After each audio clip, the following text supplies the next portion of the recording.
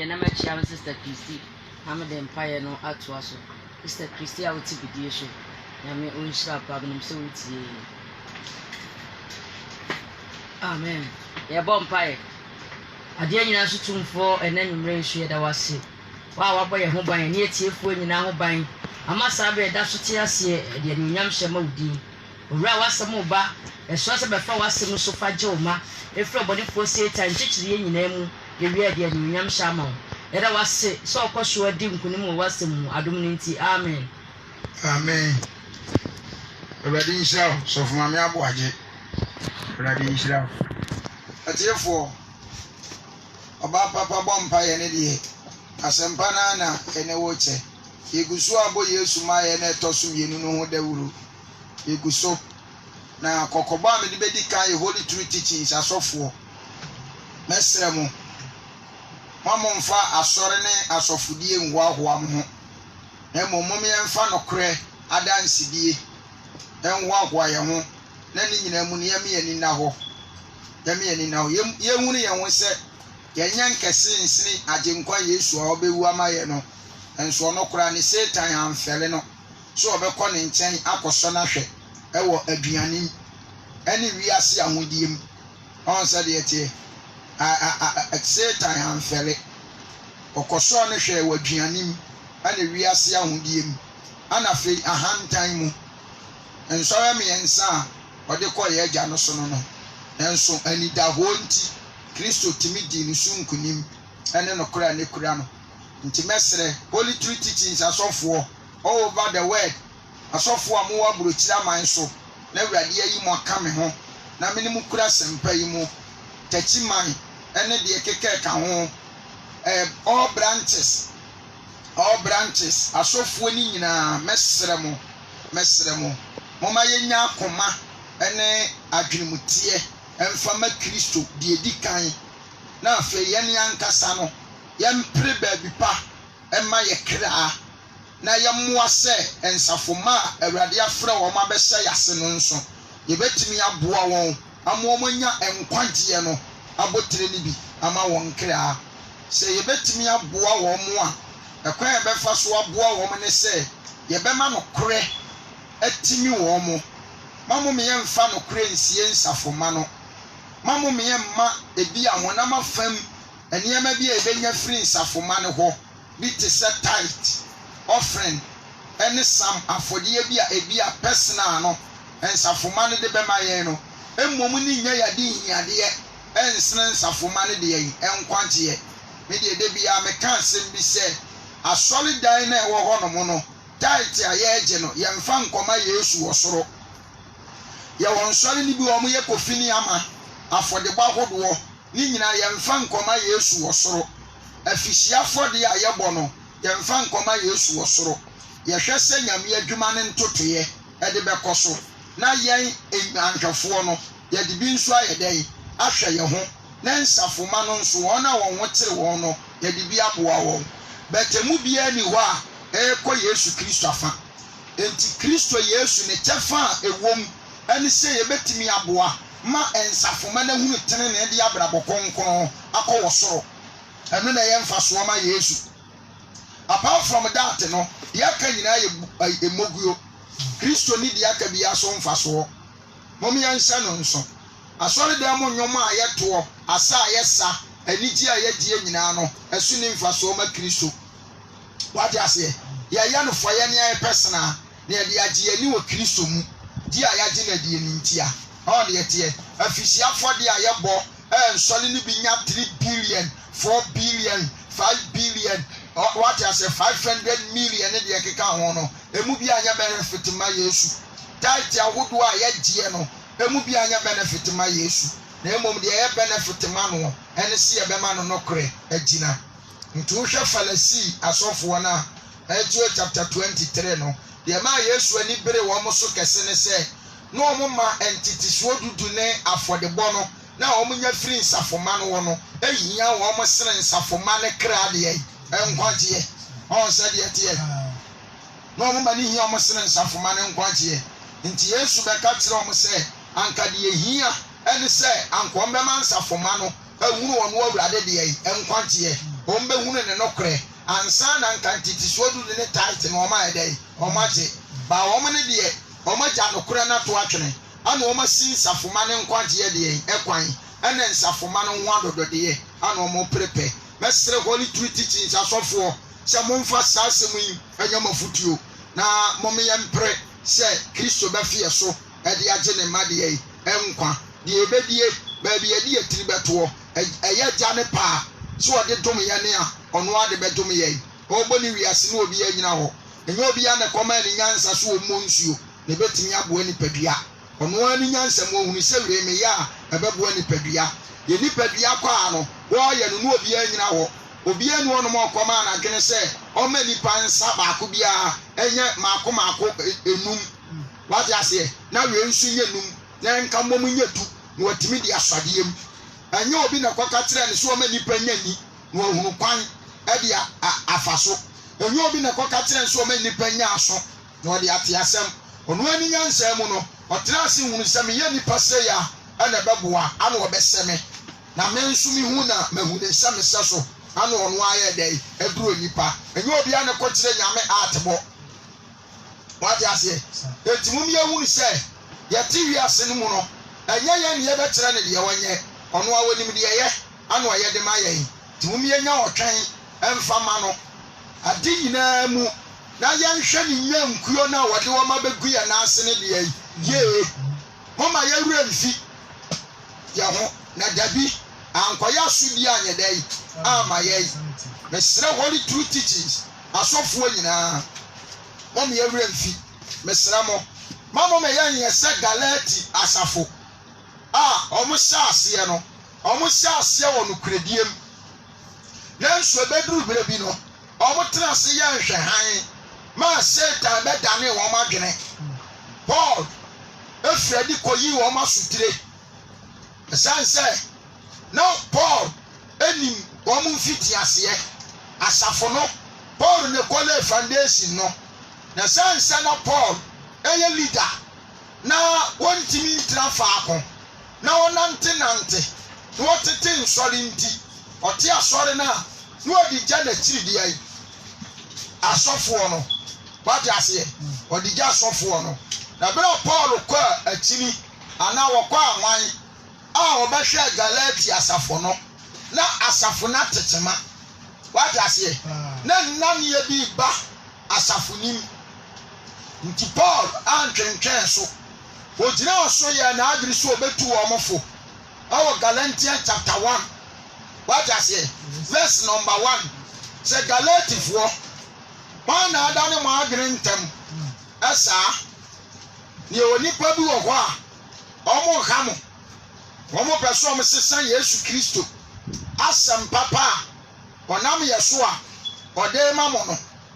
ye onipa bi wo ho a omo peso omo sesan no ede ma mo ye mamoti ase se nsakra ye nyaba mu a emfa sumdue mremo enti sayai siasa begina ha abadane ensamu a Kristo nam yeso de ma mo na ma mo nyini ana se bofuo bi afiri suru sane ba abaka asem fufuo bi akyerɛ mo awode ade ama mo ni mu a ma mo nyini na sɛde ye kan ne kane no eno amu ne yakura eno amu sɛde ye kan ne kane de kyerɛ mo no ma mo gidi ye no saa ne ye saa ka biem eno ane ye toa so enti sɛ impo yai ana abofuo bi asa kofa different asem bi ade bre mo ka de ade ama mo no ho a ma mo nyini owie no ka kyerɛ mo sɛ mo hwɛ na mo hu sɛ adwuma na ya no no kura nsɛm ekura ye no enye nipa ane ya hwehwɛ se de betwe o ma ba ya afa wade ase na mom eyo Onyankopɔn enti mo nhwɛ na mo nhwɛ ne ye ni onipa bu wo a wo daadaa mo na opese wo hamo opeso wo hamo Paul ade sansem yi etu Galati fo de efo ode kasa kyerɛ wo wati ase wo wie no o ka kyerɛ Galati fo sɛ ensempa mo papa Paul me ka kyerɛ mu yi anti sɛ nipa deɛ wɔkyi sɛ yɛwɔ nipa nsɛm ɛwɔ hɔ baa Paul akyerɛ Galatifoɔ sɛ nsɛm no a ɔka kyerɛ wɔn no anti sɛ nipa deɛ na nyɛ nipa nsa so ano ɔnam nyaayɛ na wɔamfa no ankɔtena blackboard w'anim sɛ wɔrekɔ Bible school anaa wɔrekɔ nteteɛ bi ɔmeyɛ amfa nkyerɛkyerɛ no na mmom wɔnam agyenkɔ Yesu Kristo a ɔtɔ nsa frɛ no Damascus kwan so ɛda bi a na nkuo kɔku yɛ agyanom ahoteefoɔ ano wɔnyaayɛ wɔwie no wɔbɛka kyerɛ wɔn so ɔmo nkae na akane abrabɔ a no wɔwɔ mu before ansa na Yesu Kristo bɛfrɛ no Judafoɔ som no mu ɔkɔdi nkwaseasɛm ɔkɔtaa nokorɛ ɔkɔtaa ahoteefoɔ ɔkɔtaa nokorɛ kɔtaa ahoteefoɔ enti bere a ɔbɛhu nokorɛ no wampɛ sɛ ɔbɛma nokorɛ no nsensaneɛ emu nsɛm baako mpo atɔ fam yɛnhyɛ no nso Paul kaa sɛ mo akyerɛ Galatifoɔ wieɛ no ɔtoaa so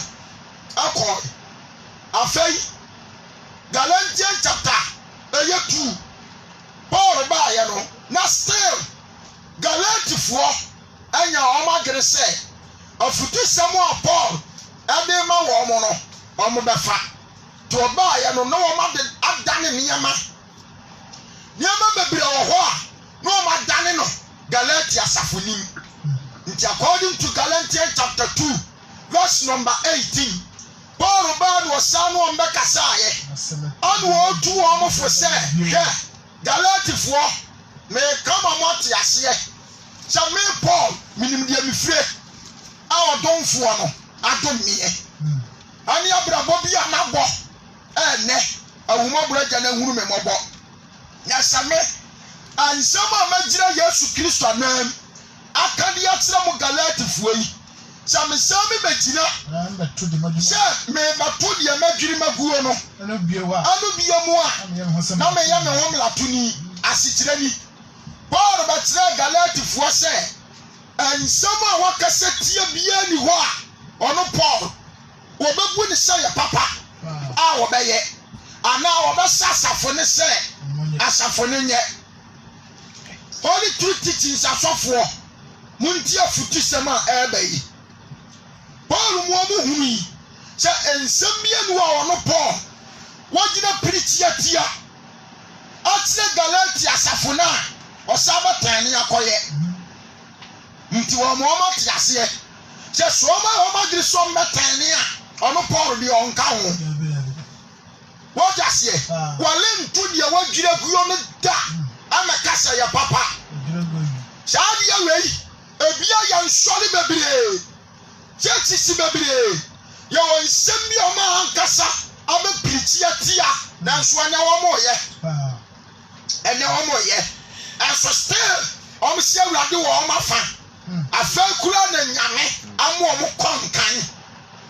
Holy Truth teachings asɔfoɔ muntaki careful efiri mi so bɛsi mo so ti asɛm ni yi mpanyinfoɔ se wɔnkɔto sɔ ɔnɔnko abɔdwe sɛ ɛsi a wɔsɛ nsu asi wo deɛ ho sɛ deɛ bɛyɛ a enu hɔ no na wɔboaboa ho dada but me deɛ mɛka kyerɛ sɛ ɛnsɛ nsuo no kura nsi wɔ abɔdwe sɛ wo dada na emom sɛ nsuo no fo no wɔ abɔdwe sɛ nim wonam a na nsuo no kura no abɔdwe sɛ ne da nsuo nim wɔde ase because wonim baabi agya no ɛbɛto abɛsi wɔ abɔdwe sɛ nim na daa tam no wokɔhwehwɛ wo nsuo no agya na wo sisie nti wɔn nsa kɔka nsuo no gu a na wɔyɛ ne dɛn ɛne ɛno abɔdwe na anya ase nti mo nsa mfa no mprɛko masra mo nsɛm a saa bere yi yɛgyina awurade agyina mu a yɛaka no mom yɛntintim nto hɔ mama wura mfi sɛ bere a Yesu ne asuafoɔ no nam a no ɔka kyerɛ ɔmo Yesu nsɛm a no ɔka no anoa na Farisifoɔ no atintim de too hɔ wɔde aseɛ ade maa no hɔ bere a Yesu wuiɛ no Farisifoɔ no asɛm a ɔmo kɔkaa ne sɛ Odadafoɔ no te ase no ɔka se owu a nansa ɔbɛsa asɔre enti mum yanyi ɔsraafoɔ ankɔnwe ne bodan no wadi ase na na suafoɔ no amfa ho amawia no ɔma nka sɛ wasɔre di asɛm ni ye asɛnse na yɛ Yesu na anu mu asɛm a ɔkaeɛ enti sɛ Yesu wu ya no sɛ nka wansɔre a nka Farisifoɔ no enya nyinasoɔ what you say? Go make that cassette or can and Roboa. Monsan on son. It's only true teachings are so for. Mama Yan, sir, shall be previous and pointing. No more Mumia say, Yan said, Flaradin, a young suru. And you radin mudiamu. Now young Shenyamin young Kuona or Doma Baguia in Asini. Yan show on so a bit of some. Niama wana duane pani awurade mu ti asem ni ye because according to Matthew chapter 24 Yesu say one ko a ani akoapa ne kwafo a ni wura baba bato no awo bere sem Matthew chapter 24 verse number 45 wase nkoapa ana nkoabone aha kware akwa no kwafo ni akwa ne kwafo ani obademba ni wade na si na sonfo ni wura ade na si na sonfo so aduane bresi won ma wona aduane won na ya som won aye nsafoma no won ya nsa no nso won mo ne amu o aduane ebresem aduane na o ka no aye the word of God aduane abua Kristo ni mani nya ogia ane no koredie si abama nsafoma na wuru die nyame pe ani die nyame mpe dia yeti wade ama nyame ani die nyame ani je ho muntie ni ye asasi amansa fomani hu akoapa no kwafo no mama yankamfo wiase amansa fomano na mama yanma ye benya free safoma no ho no anya yade yade ani yawoda so ansere safoma no nkwagie yes ti asem ni ye anyam na mo ba plasafo ne nkoso se nyankopo ase wabama na safo so a woni mba bia wade ne mo a ebe fira bama na safo so ti assembly mo mpentam amma mo ho so abira nyame ama yeso mo mi yenyu otwen ama wiade because Bible say won na otwen wiade anim no ade nyina di bua won na wiye woyie afenso wose won na otwen wiade anim no onya wode foforo na otute sa na ma wokode na won mere ene ensafu bebira nya otwen amanyame ye pani pardon ye pedi enti majority churches on kodia wiade anim ya kodia wiade anim anyama aya tiwade ya anu ne presi ama ya nsafo say ya no because anu na dom edi akire edom di akire mama ya ma ya wura mfi wadi ase anya ya ne afra nyame na mama ya wura de na afra ya yi enti di onu wo pa ana seso de ya yo wadi ase di onu wo pa ana seso de ya yo mesra mo wani akoapa no kwafo ne badwemba anu obadwemba ni wade na si na so ni wura na si na so ade na si na so mfo so se ne brese o ma wona duane bresem njane akoa enhia ni holy true teachings so for Yesu Kristo baba beto se ukura wo mudiem ukura no kura dance diem wo hwe ni yankura ni ye na wo na tutupa na mrasepo riasim pagya ani ahodie enwia wo kra inhyira ne akoapa no kofo shane akoa ne wura baba ni wura baba be woni sa ore sa okra me semo se no kura mo papa bo atimi gira Yesu die mo semo sa no na de o nyina awurade Yesu Kristo bamu odidi owo nyina so na sa akwabone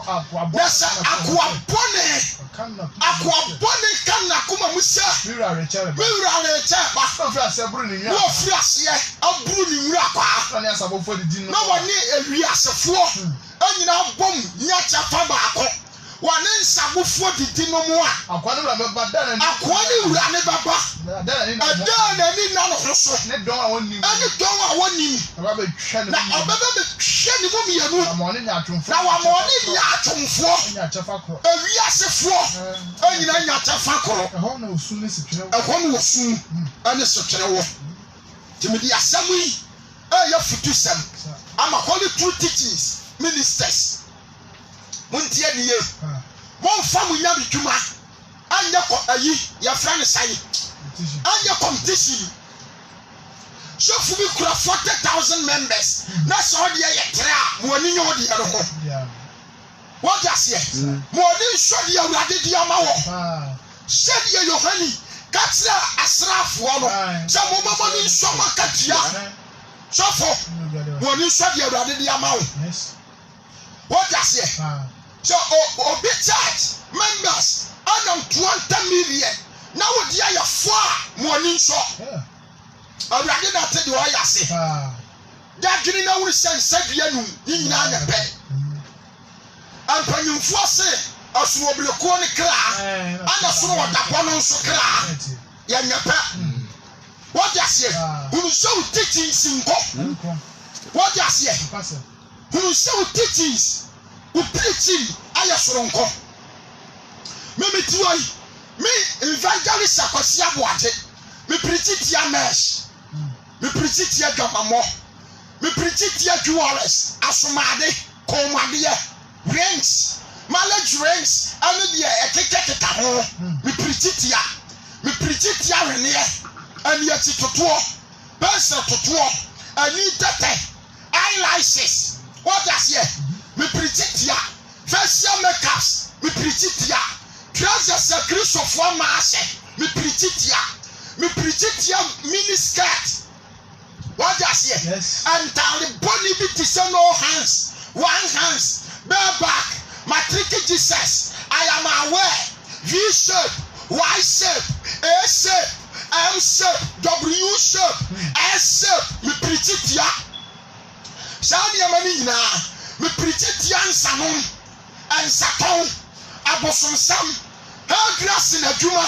me preaching tia monhyɛ no nso me preaching tia lɔtɔtwa gyatatoɔ my bed ane deɛ keka ho enti sɛ ɛsom bi agye saa nneɛma wɔatum ne sɛ ne members anam 20 billion na me members nam 10 a nhyira ne me ɛsɛ sɛ me mama ni tie ɛsan sɛ me gyinabea no ne gyinabea no ɛnyɛ pɛ ebi asɛnka no kura me no wɔno nso kura bi a ebi aka ne members nka me deɛ bɛboro no so mesra wo enti sɛ church bi agye saa nneɛma wei atom na sɛ ɛkɔ so na so wɔ dɔm a mamfa wo ho ankɔtoto no ɛne ne nkwayɛ competition wɔde aseɛ ɛne no ankwayɛ competition munti asɛm no yi ɛne ne nkwasi akan wɔne nsɔ de awurade de ama wɔ hyɛ yɛ mmienu hyɛ yɛ mmiɛnsa Bible said the man is bebree no ne nsɛm na ɔbɛbusa bebree na the man ne kakra bi no ne nsɛm na ɔbɛbusa kakra bi nyame ba mesra mo monye nkoapa a moyɛ nokwafoɔ amagye nkwa Yesu Kristo anyame mo papa sɔfo Aboagye me huhu antɔ mo so momma Kristo Yesu huhu antɔ mo so ayɛ sɛ mo bɛdi me ni na me nso bɛdi mo ni sɛ Kristo Yesu mo asomfoɔ ɛne Kristo nyankuo asɔhwɛfoɔ nanso osuro deɛ yɛn nyinaa yɛmfa ma agye nkwa Yesu ɛtwa sɛ me suro agye nkwa no na mo asɔfoɔ a moka me ho mo nso mo suro no sɛ meetia na sɛ awurade dɔ mo ma mo ho a ayɛ mo asɛdeɛ sɛ mo bɛpaa mu aka ɛde akyerɛ me anyɛ bɔne ewi ase wɔdɔ anigye wɔm Only so ba wuri say unua bi yira na obama na ni aba ne ho so ene no do Kristo mu do ayo do kan ani tie wo mesrawo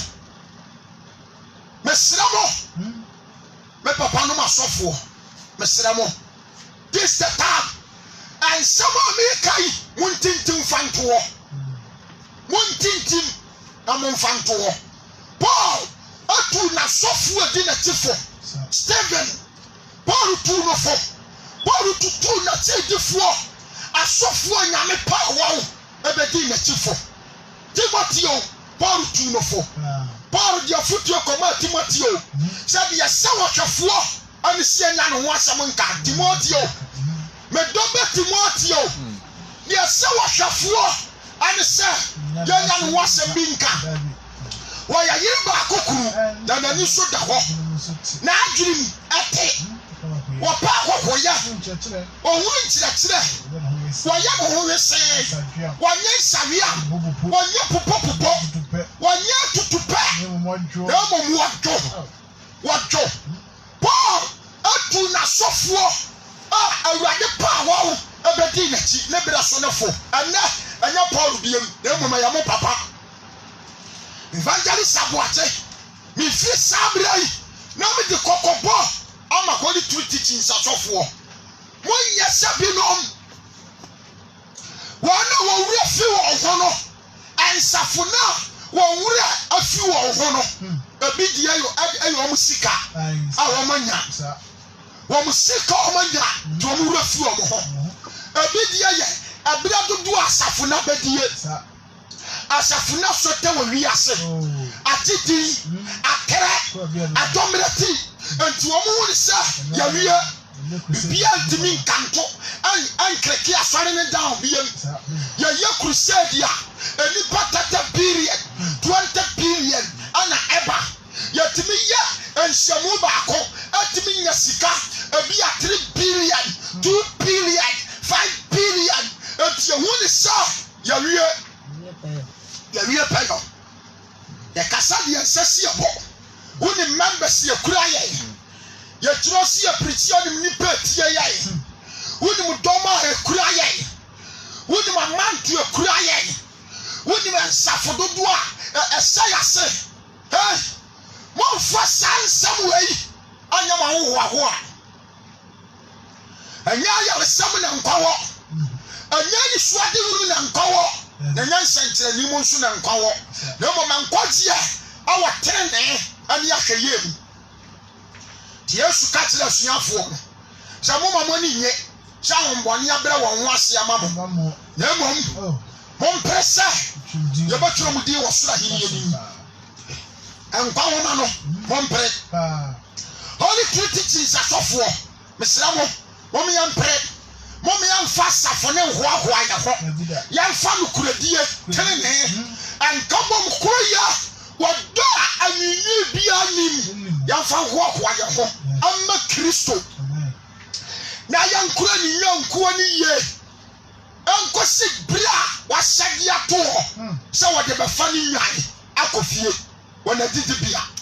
mesra mom yanya tutupa entie yankuo no yantia won do mo ya ebetimi de nkwantie abra wo ene do mo ya ado mmako wosaya anyama ni huru kasiem yantia wo na ne samu no asafo awrade anso ani betie mesra mo Paul kasai ade tire Galatifo na ba wasam ne sa Galatifo anfa Paul ofutuo ba Paul jina katire omo so no de there is no need say and some of wakasetia osabeba na chi abe president asofo ni bebri ayabi majority pastors oma yebi and some of preach yatia and oma sabo oma chi e praise and parliament sofo akosi aboache mani nyani mo nyam sema Kristo say wo wi na ngwa mu bi abatome I'm serious about the work of God and me srama sofo amoka me ho enyina me sramo mo sha na mo nya de wo so ani baje enya de nipa ani bɛgye mo hwehwɛ nipa ni mo atom na mo hwehwɛ wɔ soro ani mo atom mo hwehwɛ wɔ soro ani mo atom sɛ mo yɛ mo adwene sɛ adwuma yɛ yi mo bɛyɛ hwehwɛ nipa ni mu a meka kyerɛ mo sɛ mo bɛtɔ mo tene ne atwene I'm telling you ntina asɔfoɔ no ɔmo piri din ɔmo piri abɔdin no ɔmo hwehwɛ nipa totoɔ ana abɔ ɔmo afa dawa asɛde yɛ tene no yɛ dane no yɛ mɛhan ayɛ sum ayɛ ama sum ayɛ hare yɛnhwɛ ne yɛanyɛ bi yɛnhwɛ ne yɛanyɛ bi na nkɔfoɔ yɛnya ne amanneɛ ammerɛ yɛn menim sɛ ɔbadwemba bɛtie me ɔbɛkwasea ɔbɛpɔ wɔte aseɛ Paul akasa kyerɛ Galatifoɔ nanso ɔmo ante ɔmo kɔɔ so toa a wɔmo bɔne so na Galatians chapter 3 Paul saa baabi yam ɔbaayɛ no na kyerɛ sɛ wɔhunu sɛ Galatifoɔ pim ɔmo akoma wɔte aseɛ to ɔbaa na ɔbɛka kyerɛ m sɛ Galatifoɔ a mo nyene wɔn na adane mo adwene antam Paul deɛ meka bia ne hɔ a mofa yi wɔn na adane mo adwene nka mo saa mo deɛ wɔde Kristo a ɔbɔ na sɛm yɛm ne kyerɛ mo anim pɛfɛɛ saa sɛm wei anko na nanka mpɛ sɛm te firi wɔn mu mo na mo mmara nnwuma no so na mo nya honhom no anaasɛ ɛnam gyidie nka mo te yɛ so saa na mo da a mo nyene mo gye honhom ana fiti aseɛ nanso afei deɛ mo tena hɔ ayɛ nhwɛhan adane afiri honhom ne ho asa bɛyɛ honam ɛde honam ɛkɔwie mo hunu saa maneɛ pii kwa Galatifoɔ mo hunu saa maneɛ pii kwa na sɛ yɛ kwadeɛ a ɛne na de honhom ma mo no ɛne na de ɔde honhom ma mo no ɔyɛ mo ahoɔdenneɛ no ɔyɛ mo ahoɔdenneɛ no ana mmara nnwuma no so na ayɔ ana ɔnam mmara nnwuma no so yɛ ɔyɛ ti asɛm ne yi Paul ɛkasa kyerɛ Galatifoɔ na Bible sɛ afei Galatifoɔ mu bɛfuu Paul ɔmo bɛfuu no nti Galatians chapter 4 ɛna Paul sa bɛka kyerɛ wɔn sɛ nokora sɛm a sɛ maka mo nokora akyerɛ mo nti sɛ me Paul mɛdane mo tamfo a ɛyɛ mo amo asɛm ɔno tititi nsasɔfoɔ wo papa meka mo nokora agyenkwa Yesu mu na Kristo bɛyɛ me ne mo ntamtamuafoɔ mele nsɛm mu biara so wɔsom ne adwuma yi mu mele nsɛm mu biara so all the branches ɔsom ne adwuma yi mu honhom a wɔde wo yɛ adwuma no ane control nea wafra wo no ɛyɛ Yɛwurade Yesu Kristo no bra wo asesɛ n'ase ma ne pɛ ɛnyɛ hɔ ma wo ɛma wo pɛ ɛnyɛ hɔ ma no ma wo kwan mo kyerɛkyerɛfoɔ pa no ɛnkyerɛkyerɛ odi atwa sɛ woyɔ na woyɔ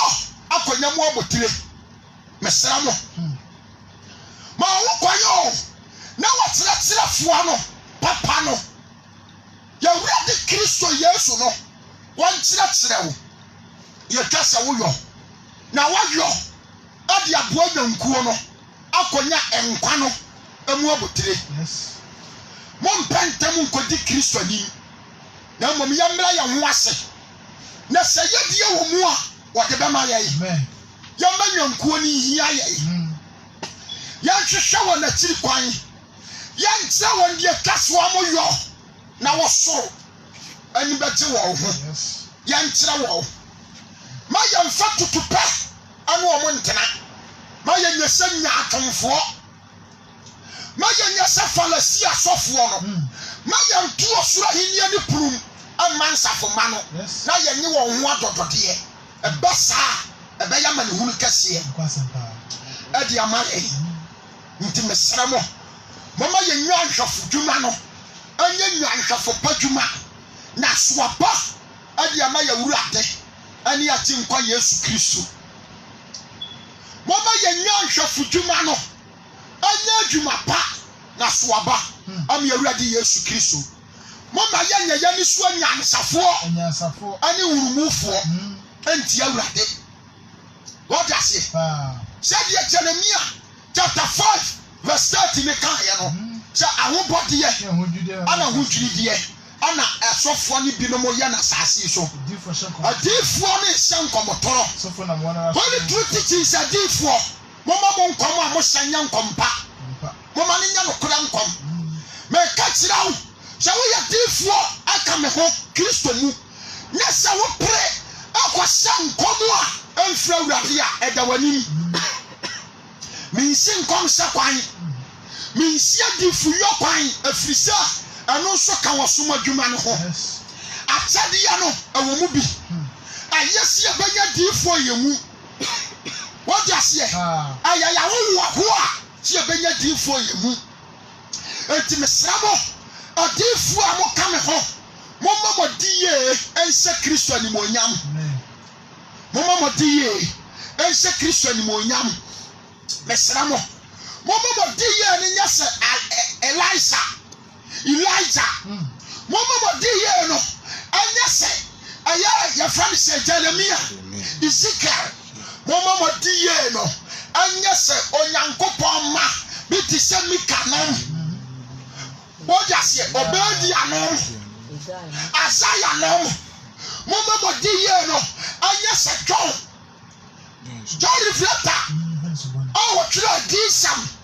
mama body ye no nya se wo mama dey ya nya say your head suboni mon panta mon shankom anyame mfama mo mon hwem susu kuraye mon hwem akwantre ye na kwantre biara wo bama na mfi awurade no wo benya ho amane ye awurade da no the holy truth is that if mon take careful all the prophet in holy truth teachings mama mani na ho enti adifo di awo Kristo honhom mo enti mama mo honhom wo mo anya Kristo honhom na se Kristo ni mo nyam what ya se mo nya tutu padifo na mo nya nibrafo mo pantam ampa mo hunya mo nya otwan mawurade na yire so ta so se denala asafo lodi nim ne ma mo nya hweye afuti ami tumu nyina aya nyankopon anya nko ani ntia samu ba sha won suye ama Kristo na mama wona duane pa adie ebire sem na yenya wo ase Kristo ni monyam afirisa amfaso Kristo awo yenya nhwefo adwuma ayeye mu ane se obaba bato ne ma awo ahotie ane konkoro yabra o mesramo ayesa mo bobo mpaya mansafo ma no ayesa mo besira wo na nso mo masonte se anya mpaya mo bama wo ani nsira mu sira wo no ana aji wo nkwa entu wo mo ho moten anya wo nkwa je ho adwuma mo ntira wo mo yasa difo Bible ka wo ho asem wo se di ai ahobodi na hojiri die anwa na sasi so adifo shankomtro adifo ne shankomtro sofo na bora so de hokuso afei holy truth is asofo wo mu susu kuro makoma ni anfa ni asafo no so me say me ne check doctrine bi ani kaka one doctrine ana me wo ane Bible outside Bible me ne doctrine bi ani kaka ti asem ni me ne doctrine bia ni kaka what ya say so we are did ensam bia ma ho na sa wo pasa wo twera minsi kwan wo twera na nton all the branches so me tell so what your book bi ton ana wo preach akusi di so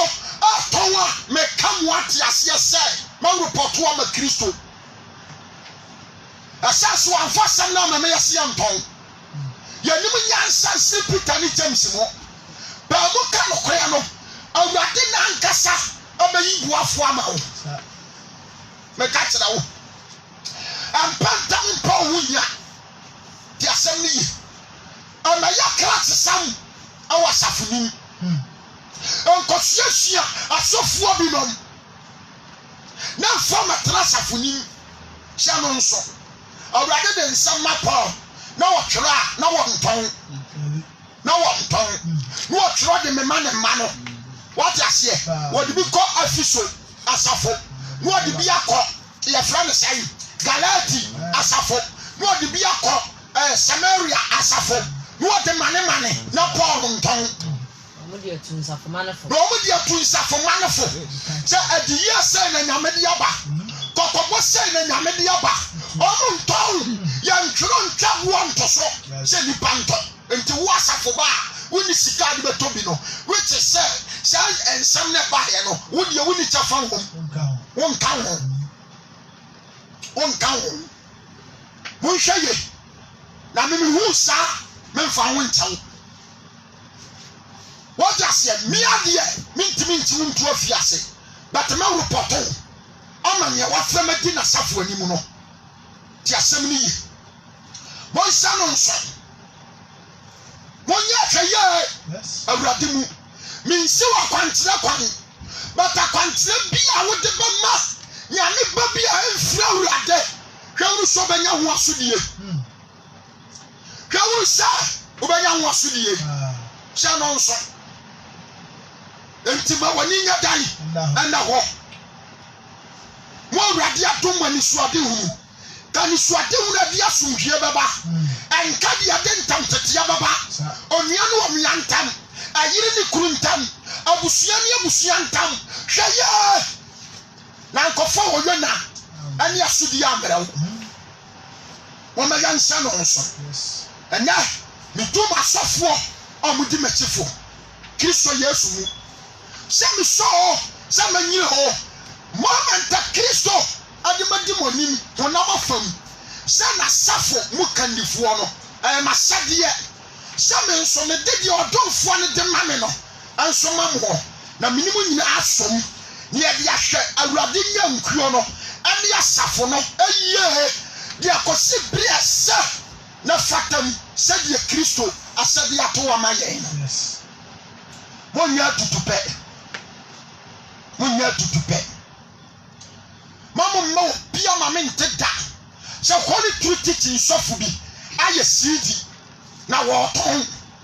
wo ya CD ani ya fache asa church and your business the work of God and your business mo hweye na mo for Kristo am your business na nyesa dia e dia samba breye and the assembly brene. Peter we are human power for. I rather boa homo, and ya boa for my home. Nan common so a preach and common so yes. Nan common so a quine. Young was runs home. Nan common quine, but all man yet. Yes, so the marqua. Young Famaqua. What I say? Nan common so a quine. Say any fluff one and patty, and you would walk from Sao Mayariano and come back to a musica. Almost so quite. No so quite. So much tenacity. Now go for a bomb or other common Hawats no more and committed consultation fee. And come so quite. Yes. Because some of us are not what's wrong. Said the evidence one what's wrong. Now, Jeremiah 1 synonym we said, I'm a question. Oh, Jeremiah chapter 12. Said you won it never. Sana no umbrassotia. Said you won it never. Sa papa. Ana no umbrassotia. O man fan of grosso. Bible said through baby ye Peter mo e kwa sori dan fefemi asta tatre obubu ani bitu osoro musika no osoro mo mo buru ho abe Peter ka tere ni se sika ni twetedi eni bi se no mo obi a nkombe ma ni bi kombe ma ni bi potasi yes wasi ani bi dem mum dia woni ya dem ma wo awa na atuna tie asudem sori nante na Peter so ne nsa no sori nante mesra mo Mamo nyawa adresa mo mo be nsu mo adwene apam hu anya am pentam nkodi awurade ani na nkofo ye na me asudie afa brewo papa yanko ahobodie ne ahududie we asase so o se ahobodie se wo hwe ne ya sofudie ani anya bituma na aya hudwire o ade ni wo kura wo hu ana ya masem na ntuwa nso aka Kristo so mo afiri fa ana we nyina be frafra Kristo so emu aya hudwire awobɔdeɛ ne ahokirideɛ ane sisi ɛyɛ na asase so adiifoɔ ne hyɛ nkɔmɔtɔrɔ asɔfoɔ no nso na wɔn maa so ɛna du wɔn kɔkɔ so nsɛm ɛnɛ yɛgye nyame tɛn deɛ si nkyɛn ane yɛyɛ deɛ pɛ na wasa asɔfoɔ de nyame ano ntɛn atete school ane yɛgye nipa sika si yɛtete wɔn ama asɔfoɔ abonsamfoɔ shame unto that pastors Satan pastors who went to school so be me hona dia sofudie ntete ye uji ni sika na wona nka nkwagia ya wodi a nka be dai Pani Yesu omena na manto ansa no agye ne nkwa Pani Kristo akatre so omena na manto ansa no agye ne nkwa atiwadi apop man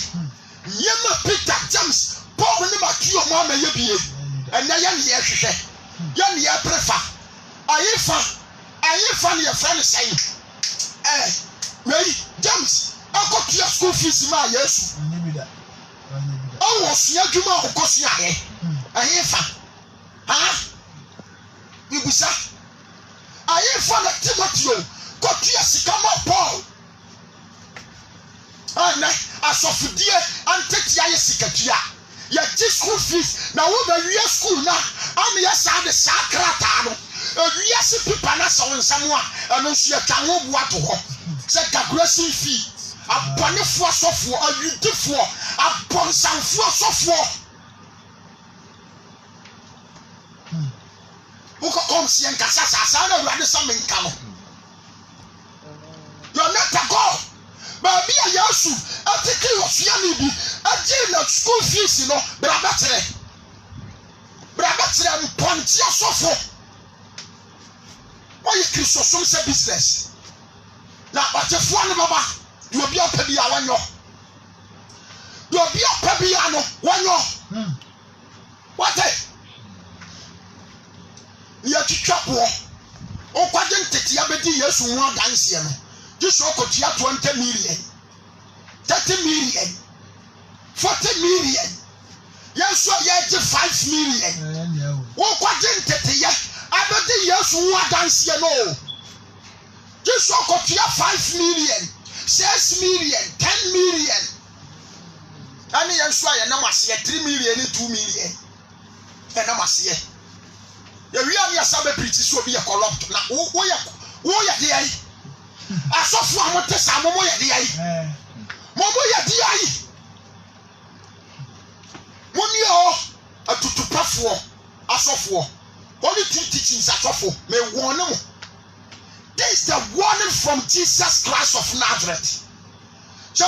momo binim na so mistake Yesu a enkobo bono me kan crack them.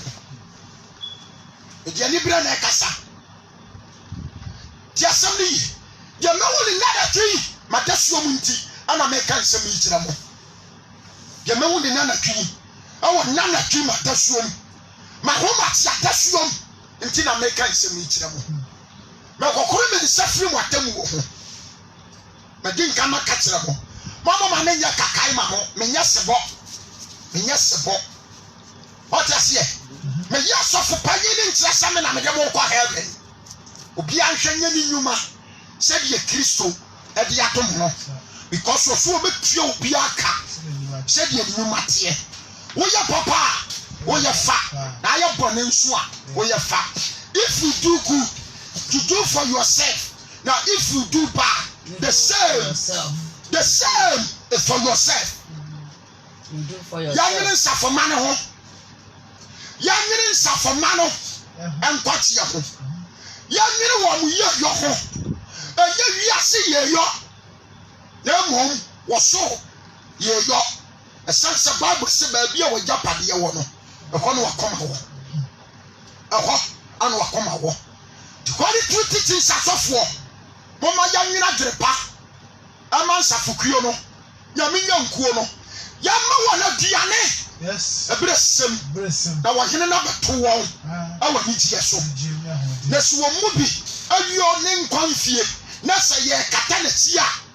ya kata na tia ma wo so ani die se de Lazarus ema ani tie esi wɔ soro no na mmom anya tutupɛ monsafoma no nso munya aso enti awurade yesu kristo futu sam ɛne ne nkyerɛkyerɛ na momfuo soro nya ho popoɔ anya mo nkwagye ho adwuma kristo so munya sika anka bi da sɛ woni sika nti wo ma sɔre church is not a money ɛwɔm sɛ yɛde sika na yɛ adeɛ nyinaa nanso sika ntɔ nkwa ma wo nkwa wo yia ɛnsiri sika mesra wo na wɔahyɛ church no me say apart from tithe and offering yɛne dues wɔfɛ kofi nkɔkɔ bramra bia ne twaka yes na matintim nso ato hɔ tintim ato hɔ yɛne ne twaka wɔnhyɛ no nso yɛnyɛ adeɛ nyinaa ma ne nso aba ɛwɔ awurade mu na yɛaba tena hɔ yɛnyɛ adeɛ nyinaa ma ne nso aba wɔ awurade mu na yɛaba atena hɔ mama mo wura fi sɛ yɛate nkwane mpo ɔsɔtwafoɔ no kɔsɔɔ ne hwɛre aduanem ɛtɔ de bi ahokyerɛ bɛba nanso wontintim ma awurade because kadwuma no ho wɔse dapam no yɛnyɛ akoma pa na brɛbɔne mu nso yɛworo sɛ kristo yɛworo ate yɛate nkwa no wɔasiesie aka no ho na yɛnyina sɛdeɛ ɛbɛyɛ a awurade anim onyam ɛbɛyɛ tintia all the ministers of Holy True Teachings of God Church International anumira yi mo papa menam awurade yesu kristo afutu sam so etumfo mom ye nyia ni so anyansafoɔ na mom ye nsu awurade ye nyane mfiri bɔne ho ye hwɛ nyankuo no sɛ de sɛ le fata na daate ogoma ni sane kasemusuo nka wiase a ye nyama botire pa ye me ane nye ane ye dabi munsuro si abakore ye kra won kranta no munsuro Holy True Teachings ministers munsuro si abakore ye kra won kranta no munsuro wate si abakore ye kra awa janya no ya abakore ye kra awa nimguasiam afiase dam prison dam munsuro si abakore ye kra awa wiase amumuyafo ami abonefo ansem na mama ma ne nyamo fele da se mu begire nyamanfo ami akromfo mu adi awurade yesu kristo ho adanse mama ne nyamo fele da na minim se wase da bi ato ho a wode be se ye nimonyam wo soro fie na wona se nimonyam yi baye won dia aye wona wodi enwankuo no ahwe sudwuma no adakọ awie ye pa ona baye won dia enti yesu kristo abo mene wo kokko sha wonya tutupa awurade babo wase de yi wasa hombodi na hujiridi no ahofodi ahujiridi no na sase so difo shankom difo ne shankom toro asofo ne na mo na asudu onkokoso nsem mba so penesa wonhwe ye mamu nim kokoso nsem enti anyame munni mo kokoso nsem enti anyame enti akwade to Zika chapter 34 verse 1 odifo ne kokobo ena me de bom masofo a mo kam ho Zika 34 what was in nyankafo bone no monhwa na mo aye nyankafo bone according to Proverbs chapter 12 1 to 3 was the odate ne atene odoni midiye na de okire nim ka no wayaboa Holy True Teachings asofo se mo kire nim ka mo be ya moa e wo nyame anim na se pa nim ka ye be Kristo manyansafo nyansa ne mfiti ase no nso e ya wurade suro na nadom ne na kyede e ye dan kwa mo hweye ne ya nya moa e wo wurade anim mo hweye ne ya nya nkwasiafo e wo wurade anim because according to Proverbs chapter 19 verse number 27 going was say awurade asam ase ebrene aduru so nyankopon bebu ne mata no wasiesie atamuo ama afawudifo ani maabo ama nkwasiafo ati Proverbs chapter 19 asɛm ni verse number 27 or so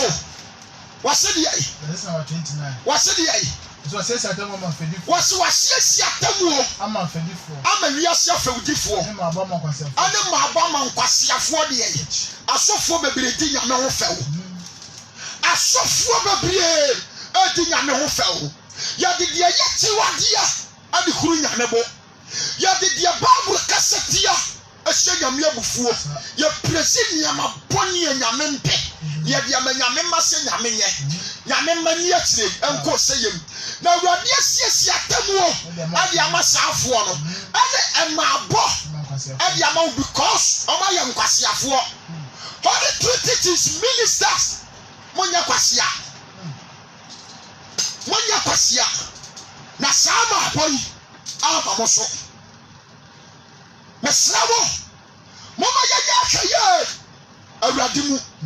etu ase do tani atene no odonim de ya do tanim kan ya boa e mama tani atene enhawo me kamu de ya mama ya hweye akon na aboa ye wase de ye Ezekiel no That's somebody mentions. awurade asamba ne nche so nipa ba awurade se ya nsan community Israel nyanhwefo ya nsan kom ne yanka ntre asofo ni binom se awurade nyame sie ni munue dawa one asofo ni bi anya wo mo ho Holy Trinity asofo yenye yankuo yenye ye ho mama yenye nsafo ma no ema Kristo ya hwa won so nwa won atuane panni ya nyire wo mo nkwaji ya ho awo ye kata so ne yenyi awurade mpa ya ma wo mesra mo akoya wodu obiara etwase de nsafoma no fa so wo mu huru awurade tenene ene no nokore no ya mfo mo mfa so ya hwa ni anya tutupe awurade abufusi abe so wo se di ayi wo se munue wase no fo no wo ho sesu anyanwafo amoya mo na yanhwefo ye wo enya nya na nkanyanwafo ye wo ensunya ni bi di nya ne srade no mo fra nwa no ho nyi asofo ni bi edu omo nsafo masrade na omo fra nwa no ho nyi ya wato no omo ku no yankuo de de omo nye wo na wo hodwo mo nhye won din Holy Trinity asofo mo nhye ni enyankuo no ya mo omo asesa wona wo hodwo no mo nhye won omo nhye omo den ayale fu ewom woma enu hwi woma ton jot ene kwabra ne tia so de mo ton jot oye elder boy asale panyi asune lotto agent what asale de mo bia petesiba what asale de mo aye hairdresser eto ato amhore ani ani tete equipons eye makeups what asale dem one asan ko for 3 week Brazilian hair ni Italia hair what asale dem what asale de mo bia my bet what be my bet what you sorry there what you say what you sorry there mo ya sumogre what you sorry there mo ya sumogre asofu ade tua as because of tight kakraka wo yentimi nka na sam anu waji asori na boso waji aboso what you say wo ya nyumtuni wo yi sika kese obofode ya kese na ni tata nyina wa hyehyɛ what process jamanfo wo jira property anim na sofo tete soro ni ya sabo ye nsama no ti asem ni anya ne bi yale asese ye sawo yare e di nyame asem na nso asofo nye Holy Trinity asofo won take careful na sawo yo nei e bi antobo kanokora ma soro ba ni nyan nko kanokora de ma soro ba no wonyan nko wa amano fo nkwaji a onko ni ba bi onko ni ba bi Bible says what yo so won tio yanka ne nsam no entre wo wan pa won so ni fia so dem wonko enye nchekere ye enya by force and hwehwe won na why serious about the internal life Holy Trinity suffer and hwehwe won na why serious about the internal life enya do dia tutu peba mom yen take it careful awo ohwedwuma ni mu wose de yi o say mo ayale fa mo nsa wo yade ayale fo no mo nsa wo yade ye no buo no mo nchechire ye wo bubuo won chechire no na wona apam no wona set apam won ko fo mo ma na de wayira mo de wayira won hwehwe no wɔhyɛ nsɔre ne bebree bi wɔhyɛ ato wɔn nsɔre ma so yɛhyɛ mmara deus nyinaa yɛda aka wɔ asɔre dɛ welfare yɛda aka tithe yɛda aka wɔte aseɛ ntoa ahodoɔ bi a yɛtwa ma nsafoma no sɔfo ntua bi sɔfo maame ntua bi nsafoma no ɔmo dea na yɛayɛ ne tentenenten ayɛ ne mmara by force wontumi kura ti so wontumi ati so hyɛ sɛ yi yɛde nhyɛ ana ato kristo som so na yɛnkyiri ma kura deɛ yɛde ɛnyɛ mesrɛ mo monhwɛ na saa wɔ yɔna yi ebi ama yɛ afa monhwɛ ebi a yɛ dɛn ama yɛ afa mɔma yɛma yɛ ni mfiri yɛma yɛ ni na hɔ yɛnhwɛ nyame nwankuo ni yie na awurade abɛto ne nwankuo no ebere sɛm wate aseɛ mɔma yɛnhwɛ wɔ yie yɛnhyɛ nyame asusu kuruwa ne ma na mmom yɛnka deɛ nyame de asi wɔ no engu wate aseɛ mɔma yɛnyɛ careful holy truth teachings ministers yɛmmoa nyame ma monya daa nkwa yɛnhwɛ safo ne ye yɛnhwɛ nsafoma ne ye yɛmmɔ wɔ n'aduane ni awɔ awurade mu yɛnhwɛ wɔn so sɛdeɛ sɛ ne fata ɛde ma kristo wate aseɛ ti asɛm ne sɛdeɛ Malaki chapter 2 verse number 1 ɔka yɛ no sɛdeɛ ɔka yɛ no Malaki 2:1 sɔfo na sotwe wɔsi asɔfo na sotwe afei nsɛm a mo papa me ka nyina me ne holy truth teachings asɔfo a mo ka me ho wɔ kristo mu me ne mo na aka saa nsɛm yi montie ma fa hye ɔko sɛ montie nsɛm a mo papa me ka ne nei atenkɔ ne awurade yesu anim na mo amfa nsɛm akomam sɛ woda no menyamba ma me sɛ mo bɛti asɛm yi di animonyam ama awurade din sɛ frade na ɔsie wonim sɛ nɛ asɔfoɔ bebree gye nyame animonyam fa gye bɔ so pampe yɛatete anwɔmtofoɔ a ɔmoto nnwom bɔ nsamanane ɛde ma asɔfoɔ to nnwom bɔ nsamanane ɛde ma asɔfoɔ sɔfoɔ a wɔka ɛba mu na wɔsɛ gyina wate aseɛ ebinom so wohu ɔmo sɔfoɔ a wohu yesu sɛ nka ne yɛyɛ mpo sɛ ana nka ɔde ka saa nkɛnyɛ problem wotena se hwɛ wɔn nnwuma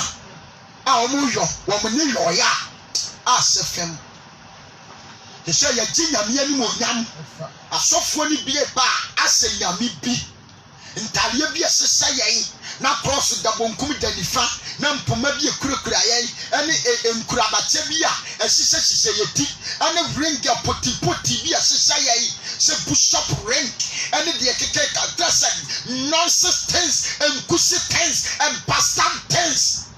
ɛne hyehyɛ yi ɛkɔ so wɔ kristo so mu na ɔmo asi asɔre dɛm n'akyiri yɛsi ne so wɔyɛ push-up wɔyɛ ab push-up wɔyɛ cardinal wɔyɛ musua reverend wɔyɛ ratia reverend aka nka bi deɛ ɔno wɔbɛka no faana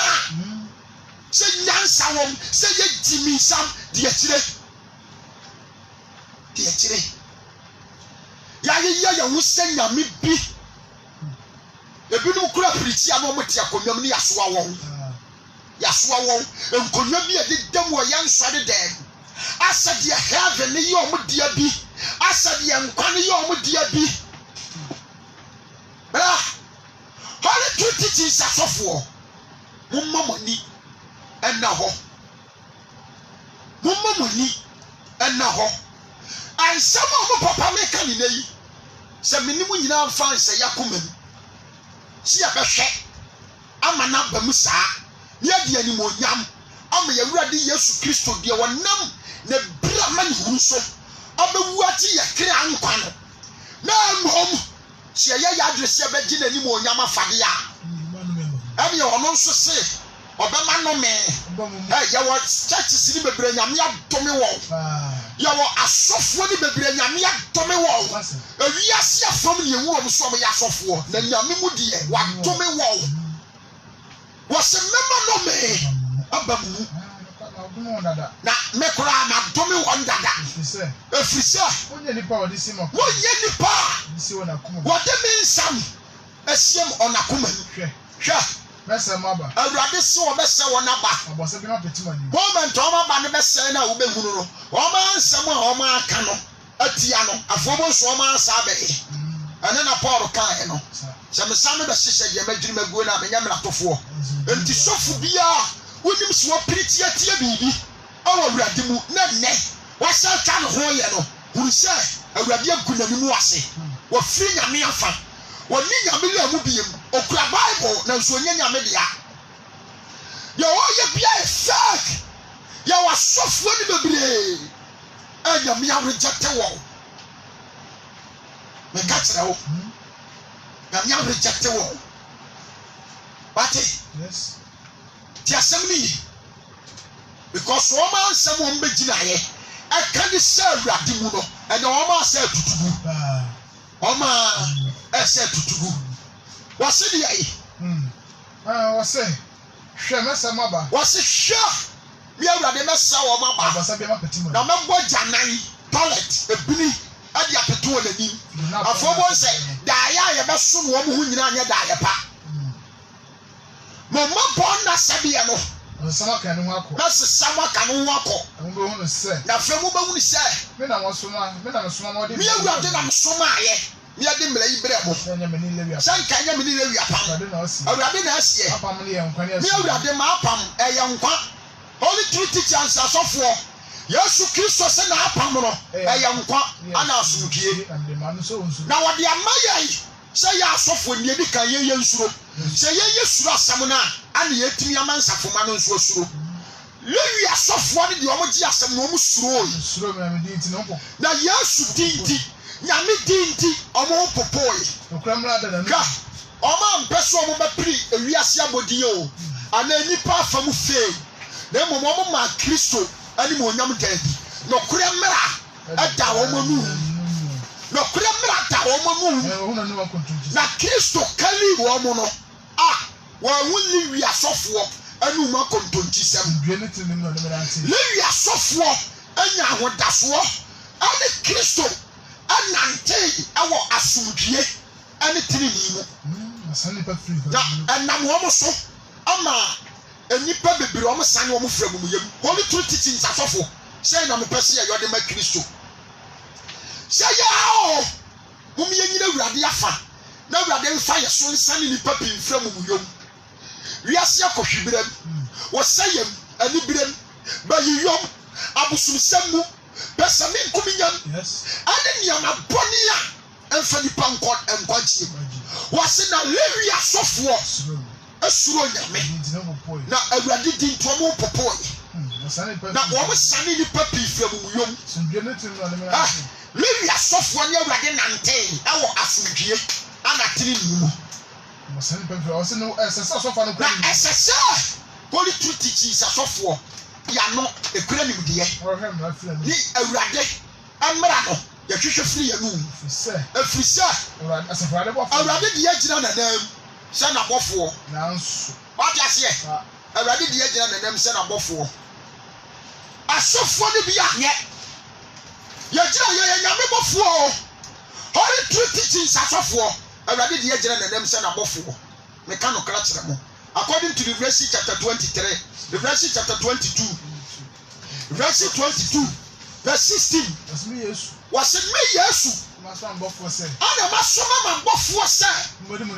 omedi niam no wadanse wode ayi enti holy truth teachings asofo abode dance afo ano no moye Kristo abofo enti moni adanse eye Kristo adanse sadia Matthew 28 verse 19 wakatira suafo no monko wiase nyina nko kama se mpa ne ntra bode nyina no no obetie no no wabo na suro mon kyerɛ wa so ni de ma hyɛ mo so enti ade a mon kyerɛ nsafo no ɛyɛ nyame asɛdeɛ wake frisa moya angel of Christ Jesus mutira Kristo anam lewi asofo no asane nipa bebre fra mu yam efrisɛ wogina awurade ya ne enti moma yɛnso yɛmpere ne yɛnsane nipa bebre fra mu yam nanso binom nso sane so na fira kwan so amane afiri lewi Kristo kwan no so amane na ne santi ama nipa bebre sunti mela no na sele wi apam na om sele wi apam no ntime so enu nti onu nyame nso se obamu om so ni magu ase wa bra wo maso wo man ni nyina ni sele mo ni man kwan so se de asofo ni binom ani nyame akwan so na mo mo hwe nipa ni wo de asofodie na ye nipa ni mo hwehwe na mo manya de nyame pe holy truth is asofo Paul say se da so hwehwe sa ye beso nipa ni a ye ni Kristo nko a mesra mo fa dwuma ni nya ni mo hwehwe mo mpre se nyame ma be fa ye so ahuna awurade nkwatie mom ye nhwe nsafo ma no so se de se le fata ye ntre o mo de ye ne de ye nye de o mo ya ebeyi nkaleji awurade do ene na do ya ma wo mo mo ene ni o mo ya edi awurade abufuo ene ne seye ene na temu o beba won so mo ma ye mfira ko mapam entre nsafo ma no what you say ebira ye ni ade ene bira ye wura ho mom ye nkansafo ma ne nse yase ewo animuduro animudiem na ye ntratra won de ye a omo ya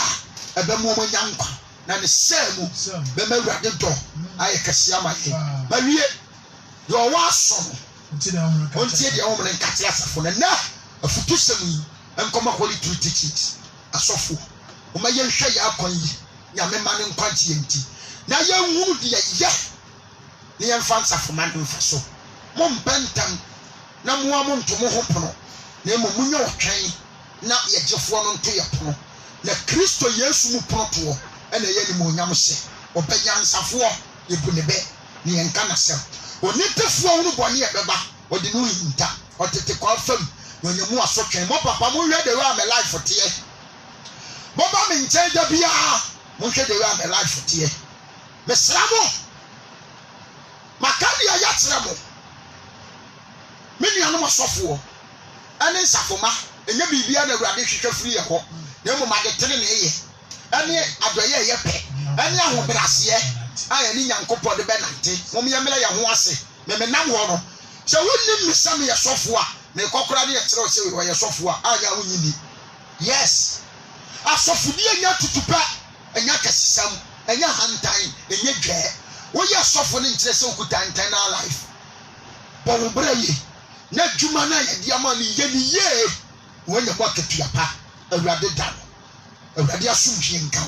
wo Yesu di mu amen amen papa bompai there was se odo sem konkon amaye o Yesu mo mo akoma mu nsiesie imi ani wa na nkyere wa kwan ya yemfa so se de be ya ma so betimi da koma pa ne amadi na so mo o wie yemu ene o ma yemu no so betu yen wa so ndwem ne nkwaje mu no mo ya mu se ti wana me so wo Yesu ni Yesu di amen amen amen awurade Israel wo betimi afre studio line 0507 7373 00 0507 7373 00 ana 0249 043939 hello hello hello hello na ba wo so hello hello acha wanti mi anyina so sabra biem be ya befa wo hello ona odi wo tu ewurade so no adi nyina di wo no ye wo yi na to mu je ka ewurade aso bi nkan so ja Paul oh we de we cha adam for we ni me one day do sia wo dia de ate mate mama ntia so to ka se de kwa fo nyina ya do so enye ni oni ni ntia amen ena ma rewo se this me share was share them na ye to mu Jesus dai so ni na no bia won nbre sanity enyi wo share them na ku ho Ghana ngata na office that's the house this is what ya ni na ye kan correct and say ya we ho esa ye to wana ni ra ko ejo eja pase wo omo ni mo ye sanity that's the wakasa ye 2020 ni ye and the other thing what I ever come out to us sa pa mu nya so dem and this but yeah That's a much as every cool to but all the same, or say, yeah, for me, but never poor. You play once a day to say this start here. Over here, you want the bedding.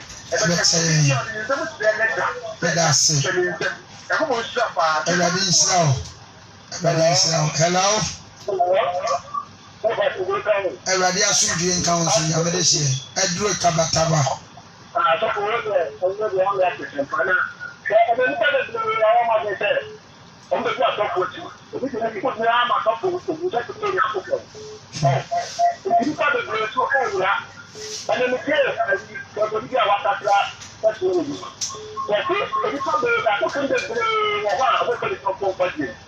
But as far as you can say that you are putting it in the kind of the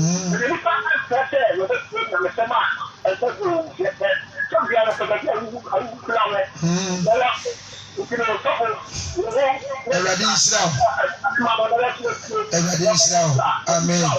Amen. Hello. Hello. Hello. Hello. Hello. Hello. Yamede se Awurade asomdwe nka ho. Awurade asomdwe nka ho. Eme ma radio no nko for my. Ayimrede kama yi shira. Eme. Na no no so aba mo so no. Onso ye de ye adwuma. That's radio no was so. Fanboard no. Ma chere ni bibia yi Jesus Christ. Sanity. And when he said, Rade and Town, only Jesus Christ and quantity my table. That's three or how many and some of my kind of Mama Matia, Jesus Christ, someone who must have and Swaba, and you be on one. A moment of prison, a Rade and Saturday, so and you on one. Now, who Rade Fast, so you will be a That's a Radin Fat. Hello. Yamede se Awurade asomdwe nka ho. O papa gango. Eme. Aba na biye. Adomako bokode. Adomako wantimi anyina so credit asa. Kotobi na sa bresisi e oba e befa ho. Tobi na bresisi e. 17 afon so na atekwa. Hello. Hello, papa. Yame ba Awurade asomdwe nka ho. Okay.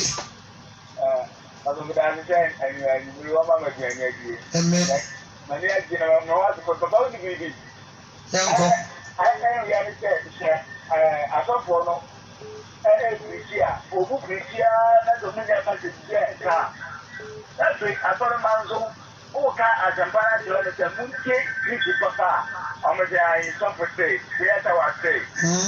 ya so for neti and so for me the message o munya ni ko ma ye no entino omo kini ka sa no ko e fa kire Jesus papa de mi kro an say na na bi na bi etimwa be ye ai pride je wo ai said o my wife Maxi ye bomb pie Awurade insira. Hello. Hello.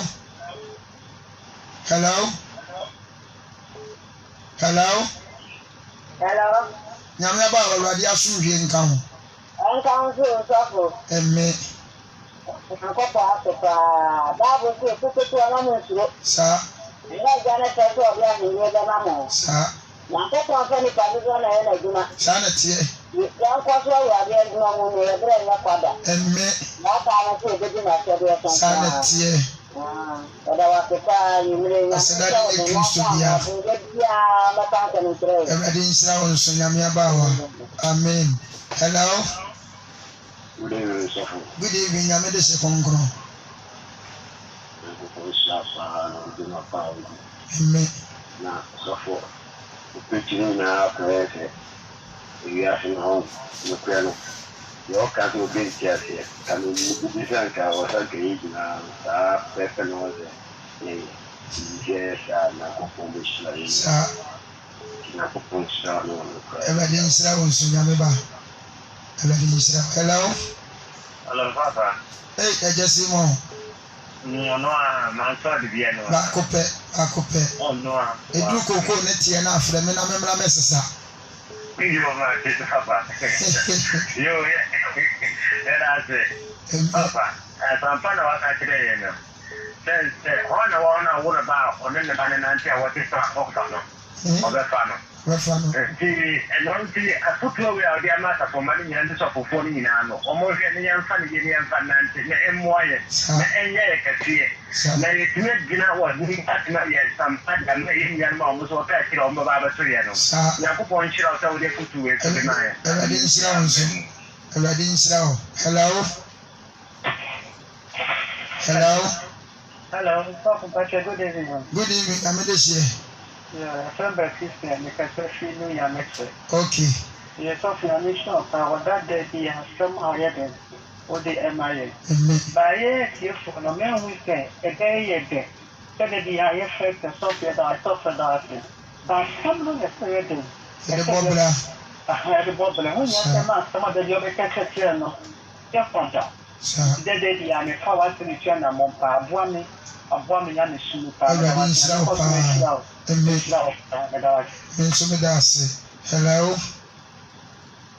Hello. Hello. Pacha want me and you so. Over to me about them no baby. Hello. Hello. Yama Baradia soon be in town. And council. Amen. And ready, Mamma, you shapa. Amen. The Mamma Maniac is taking ya. I saw for some of the star. You say, oh my God, you move my energy in the Diadem. A torture. Yami Shama, Yamu Mamma, what your mamma, Yansa, but if I see you. Amen. Already Samonson. Amen. Already Samo. And the Futu Seminar Quay no comma a software. A yensa for Manus, ye can home. Sansi Mubi no criti a year day. See Betty Akoshism. And then a dancing. In Germany, I bring a saw for a sweet dieso. Every day at the morning. I said, ye, say, if only an amount to do. Doduana Sassi, Omon Franco ye, and they were so full of Ghana ha. Ubo within saw the Casa Ubidino guy. And young woman shall some cassette, Ricky, and then young woman no more. Now be start be about. Hello. So, good evening. Good evening, I'm in this year. I'm talking to you from Bosheva. Okay, Bosheba. For what is an issue of I didn't sound so Bosheba. and can teacher. Yeah, do what you want to That's it. No taxi, no one to move to the chain. Or abandoned it will sound different. Sir. Sopo air sopo, what you're thinking about the guy when he has. We have one that is sopo. Wafobi or Fobiba, and it's about managing it. What you need a mamma of a movie. And the mom was in the need to go to the end of the room when they were fast as a bird. Hello. Hello.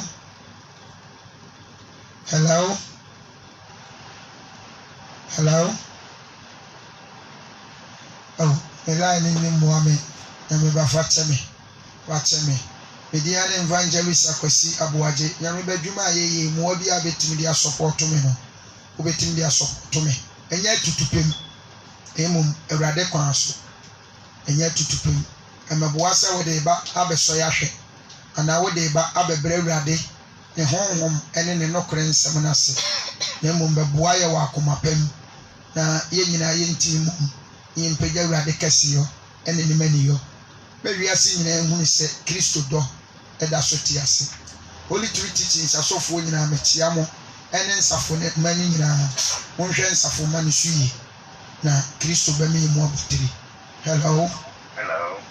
Yamedesi Radiasun being gone. It is council. Amen. The family gets one. Okay. Because the figures are pension. Okay, Yamabayan. I think I could Amen. One some pound, I'm so. If you go there, am I? Amen. And yes, you have one way. And Sir. at that, it's me, a family of 4. Let me kill it. That's it. Why? If you have Amen. Everything counts. Bye bye, Yamedesi. The Pacho number ni last caller. Hello. Continue nyina so. Me pa cha me personal line ni je na mo bi e kan akoma bi aso de bebo aye na obetimi de afaso mobile money no so de amaye. Number ni mi nyina ye register. Ekuro bi anso awo ma wo pese urade fa so ma asafo ni bi pie mu ho no. Obetimi afre the same number ya ami ye di kuta ho. Se urade wi adom na papa ebie kwa ma yesi ye nhye nsori ase a etu anamon na yabana urade afa so ama asafo ni bi apie mu ho na akra bi no mi ensa ebeje die no nso afa so ede anya wogie ene danko ama omokra urade nhira e wo Yesu mu me pa cha me number ni 0248 900 915 Yesu sudie 0248 900